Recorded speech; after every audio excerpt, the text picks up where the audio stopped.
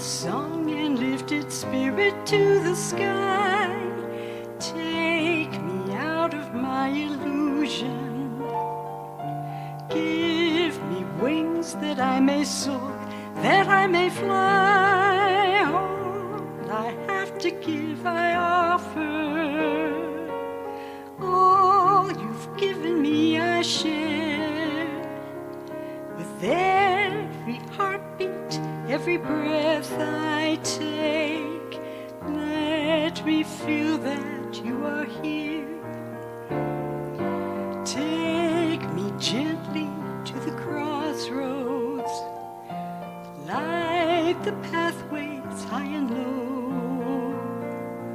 Take my hand and gently guide me down the road you'd have me go.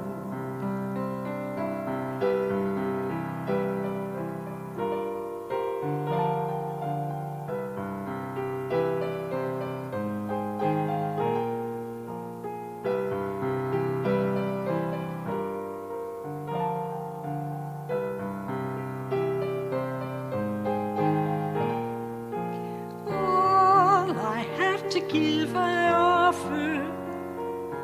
All you've given me I share. With every heartbeat, every breath I take, let me feel that you are here. Take me gently to the crossroads. My life renewed has just begun. Take my thoughts and my emotions, turn me gently towards the sun. My life renewed has just begun. Turn me gently towards the sun.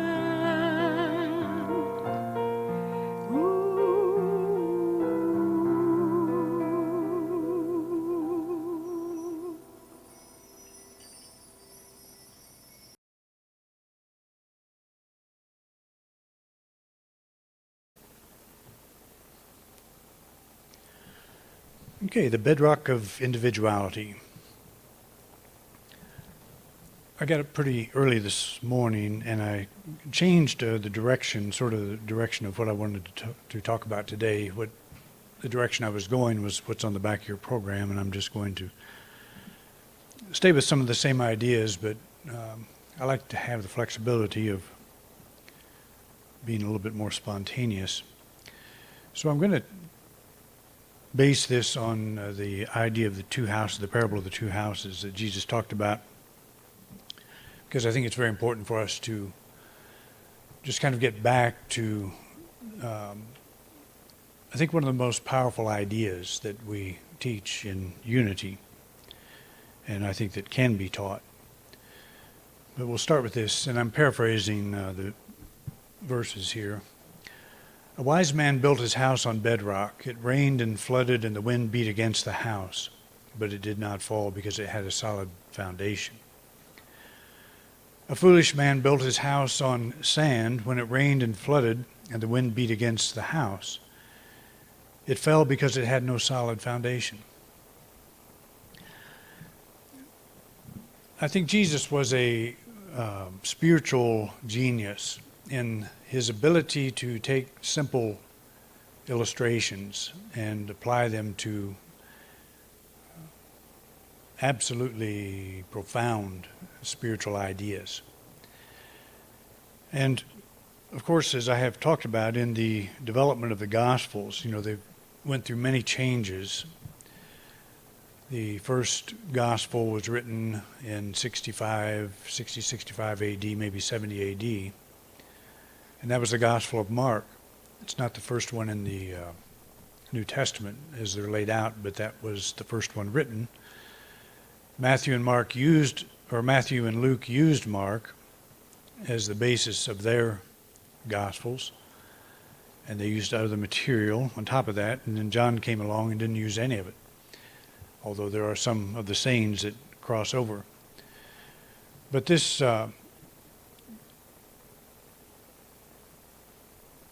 this parable does not have, it is presented in the Gospels as having to do with the church, and the rock that Jesus is being shown to talk about is to get back to your basic Christian values. And of course, when Jesus actually spoke, Christianity did not exist. So that's not what his original message would have been. And I think there is a mystical message, a spiritual message that is timeless in this whole thing. And so what we want to do is figure out what is the house built on rock and what is the house built on sand. And how does that apply to us today? Does it have to do with what religion we have adopted, or does it have to do with how we see ourselves? And that's the point of view I'm going to share today, because I think it's the most important, how we see ourselves in relationship to God, how we see ourselves in relationship to our source. So the house built on rock is consciousness founded on spiritual values. The house built on sand is the consciousness founded on body-based values. So what do we mean by this? What is consciousness? Consciousness is our awareness, but it's also something else. It's the sum of our belief system. When you say we need to change our consciousness, we're not saying necessarily we need to change our awareness. We may mean that we need to change our focus. But the sum of ideas that we all hold, this is where we live. This is our house. And if this house is built on spiritual values, and by spiritual values I'm not talking about religious values, I'm talking about the principle of God within. Do I put that first? Do I understand that God is my source, that my very being is built upon this one presence and one power? Or is my house built on sand? Is my consciousness centered primarily on the body? And we do this, and we do it because it's a very, there's a part of that we cannot escape. It's your birthday today. Is it the birthday of your soul, or is it the birthday of your body? We know when your body began. Do we know when your soul began? So it's easy to see how we get into who am I? Am I a body-based being, or am I a spiritual being? And that's the thing we're talking about here, a consciousness or a belief system of ideas that are based upon this truth that I am a spiritual being living in a physical body. And I'm certainly not saying let's stop celebrating birthdays and, acknowledge and all of that, because that's part of the vehicle. It's like I have to register my car every year, or have to get a new tag for it, because I want to drive it around. I want to have that vehicle. But that car is not me. It's the thing I drive. And who's this I that's doing the driving? The body is the vehicle we're driving around on this planet, but it's not us. It's very easy, because we have to feed it, we have to shelter it, we have to clothe it, we have to get birthday cake for it. We have to do all kinds of things for the body. And so it looks like that's us, that's me. And so it seems like maybe an impractical thing to say that I'm something greater than that, but it's absolutely true. When I conduct a funeral service, that's one of the things that I hope to achieve is, let's not look at the end of a life here. Let's celebrate a life. Let's understand this life continues. This is not an end. In my Father's house are many rooms. This is one of them. But we're here, and we need to pay a lot of attention to the body, and we do that, in countless ways throughout each day. But a consciousness founded on spiritual values. Again, I'm not talking about religious values. What religion are you? I'm talking about your and my understanding of what is my source? What is my true source? Where do I come from? What am I? And I could look into the mirror and say, am I that? Am I that body that I see looking back? Then I have to say, well, what's doing the looking? What's looking through those eyes? And it's possible that whatever is looking through those eyes will one day not be there. The body will be there. But that which is doing the looking will not. So I back up and I say, I'm not my body.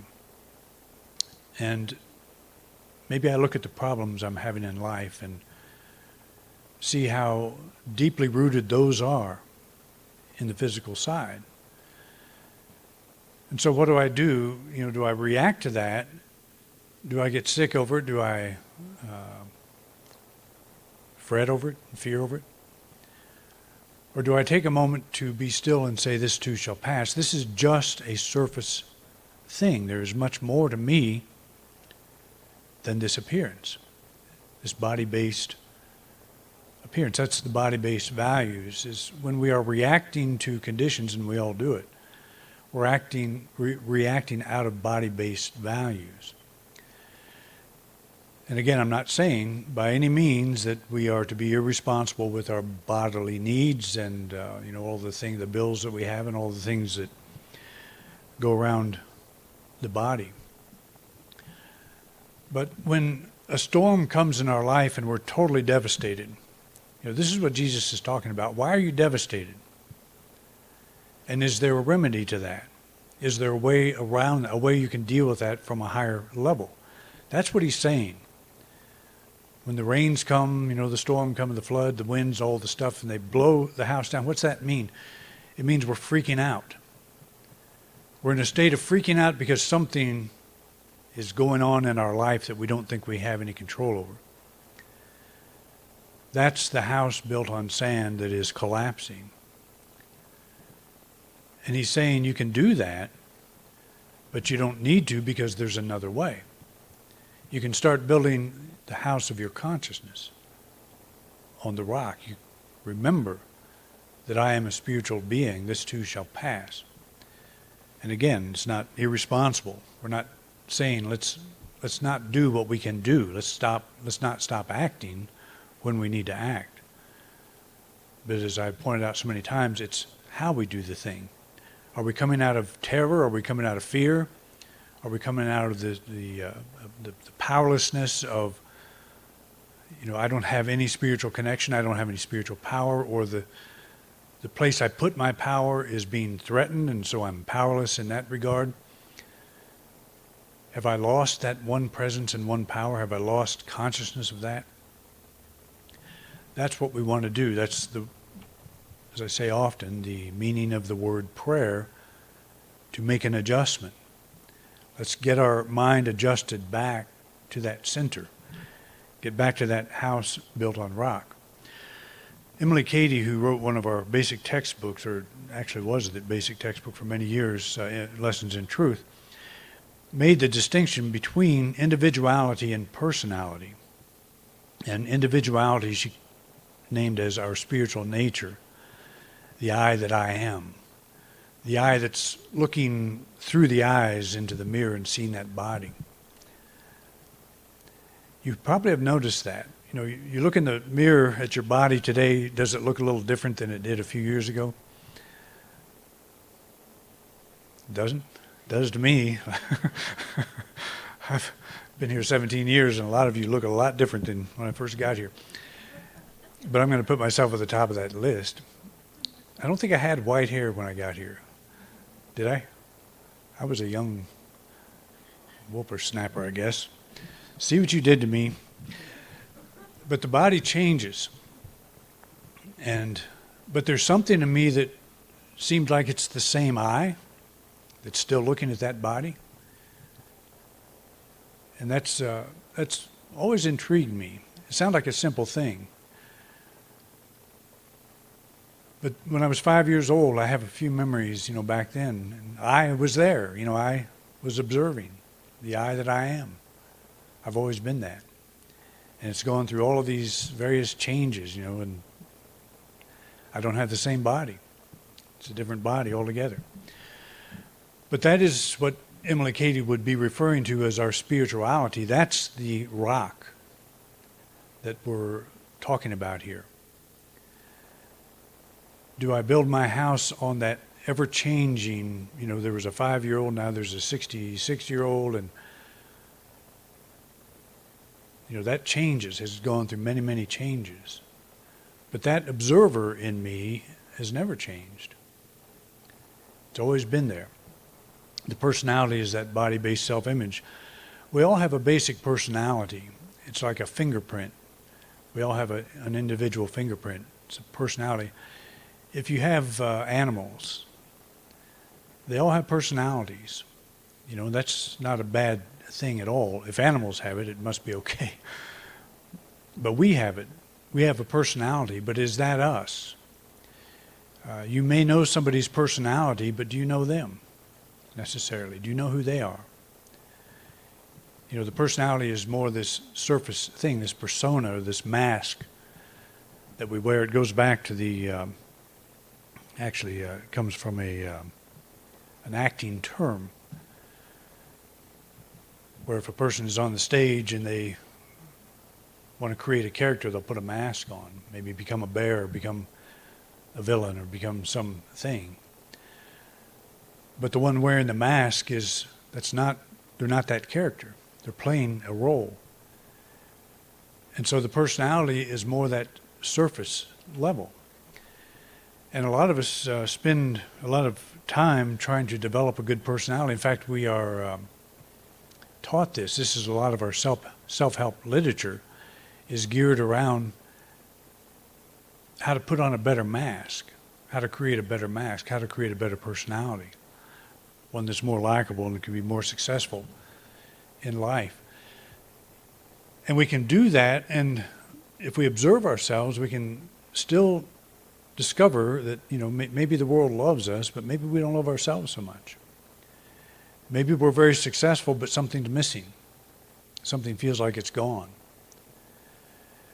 And what that something is we've moved out away from the individuality. We sell that part, we give up that part to please the world. And every time we do it, we suffer. It may not be tremendous suffering, but we feel uncomfortable with that. And we all do it. I'm not criticizing us for doing it, because as I said, animals do it. Our cat, Sadie, she's unlike any other cat we've ever had. And part of that is because she lives in our house. I've never lived with a cat 24/7. But you get to know them at that personality level. And it's a pretty interesting thing. When I was growing up, we raised chinchillas. And we had 300 chinchillas. We had them in our basement. And it was the job of my two brothers and myself, basically, to feed and take care of them. But you got to know those chinchillas. And a chinchilla is a rodent. They're very pretty animals, but they are... They all have personalities, and you got where you knew each of those animals. We've had a couple of cattle. Some of you have a lot of cattle, I'm sure, have had a lot of cattle, and if you spend much time with them, they have personalities too. Dogs. It's a pretty interesting thing. So the personality in itself is not a bad thing. It's like a fingerprint. It's kind of like our address, on this earth. We have a unique personality. But when we are true to that spiritual nature, then the personality becomes a reflection of that. And in a sense, we can tie that line of the Lord's Prayer on earth as it is in heaven. Personality begins to shine to reflect what is true at the spiritual level. And that's what we want. We're not trying to eliminate the personality. We're not saying it's a bad thing. I've spent quite a bit of time in my book, The Complete Soul, saying that the personality is okay. The self-image is not always okay. How we see ourselves, how we have declared ourselves, how we have come to believe about ourselves, that's not always okay. We can fix a lot of the problems we have at that level. But we're not trying to get rid of something that's natural in us. But we want the personality to reflect that natural side. We want it to be true to what we are at the deepest level. And I've said, how do we do that? And one of the things that's going on, I think, in our country is, and I'm not going to get political here, but I'm going to say, because I think this is absolutely true, we've stopped asking what's best for the country and started asking what's best for my party. And that's what happens when you fall into the personality. As I have worked through this church for all the churches I've been involved in for over 40 years now, the question that has always guided me is, what is best for the church? Not what's best for me, or not what's best for a particular group in the church, but what's best for the church itself. That's been a guiding principle. And if we can somehow get out of this division that we're in and start asking what is best for the country in a way where we can actually sit down and talk about it instead of shutting each other down, we might be able to come up with some answers.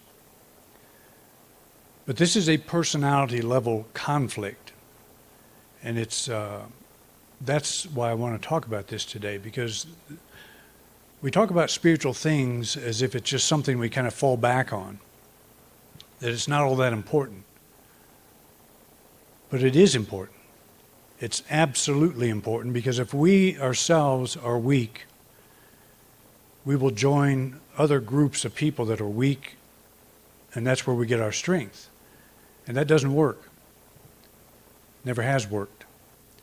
If you're drawing your strength from a mob or from a crowd of any kind, or from a party, a political party, or any kind, you've lost your strength. You're losing yourself. You may gain the world, maybe your candidate will win, but you will lose yourself in the process. You lose yourself. And I don't talk about politics here because I leave all that up to you. I'm not going to tell you how to vote, but I am going to tell you the spiritual principles behind the strength of an individual, which means the strength of a country. It just works itself out. The strength of a community, the strength of a group, the strength of anything. If you're drawing your strength from anything outside of yourself, you're doing yourself and that group or the world a disservice. You're not giving the light that you are.